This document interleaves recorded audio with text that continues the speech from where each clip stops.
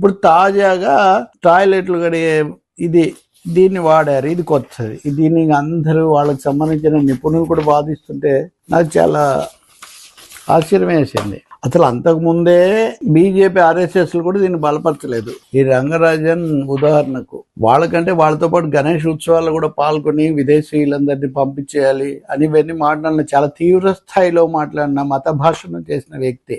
ఈయన కూడా ఆధారాలు లేకుండా ఎందుకు చెప్పారు, కొవ్వు కలిపారని ఇలా చెప్పి, అసలు ఇది కుట్ర అని, కొవ్వు కలిపారు అని చెప్పడం హిందూ మతం మీద కుట్ర అని చెప్పే ఒక సెక్షన్ కూడా బీజేపీ ఆర్ఎస్ఎస్ లో ఉంది.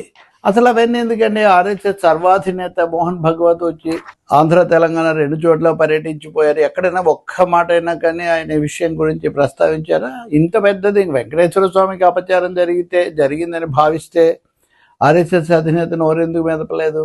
ఒక్కవేళ నిజంగా ఫలానా వాళ్ళే చేశారు, ఉదాహరణకు వైవి సుబ్బారెడ్డి చేశాడు, ఇంకొక ఆయన చేశాడు అని మీ దగ్గర చర్యలు తీసుకోండి. ఇప్పటికి దాదాపు 1.5 ఏడాదిన్నర నుంచి చర్చ జరుగుతుంది. ఏ దశలో కూడా నోటీసులు ఇచ్చి అట్లాంటివి ఏం చేయలేదే. అంటే ప్రెస్ కాన్ఫరెన్స్లు పెడితే, ఫ్లెక్సీలు పెడితే, రోజు స్టోరీస్ డెమాన్స్ట్రేషన్స్ చేస్తే జరుగుతుందా? అంటే ఈ సమస్యను సాగతీయటం అన్నది ఏ విధంగా ఉపయోగం? అది సమాజానికి కానీ, భక్తులకు కానీ, భక్తికి కానీ, ఆధ్యాత్మికతకు కానీ ఏమైనా దోహదం చేస్తుందా? నిజంగా అంత పొరపాటు జరిగితే దేవుని నమ్మిన వాళ్ళు దేవుడే చూసుకుంటాడని అనుకుంటారు. సిట్ తప్పు అంటే ఎవరు కోరుకున్నట్టు ఎందుకు జరుగుతుంది? వాళ్ళని అడిగితే వీళ్ళని పెట్టమంటారు, వీళ్ళని అడిగితే వాళ్ళని పెట్టమంటారు. కాబట్టి కల్తీ లేదు, అసలు జరగలేదు అని కాదు, కానీ జరిగిన సాక్ష్యాధారాలతో దొరికింది జూలై తర్వాత. దీని మీద కదా ముందు జవాబు చెప్పాలి.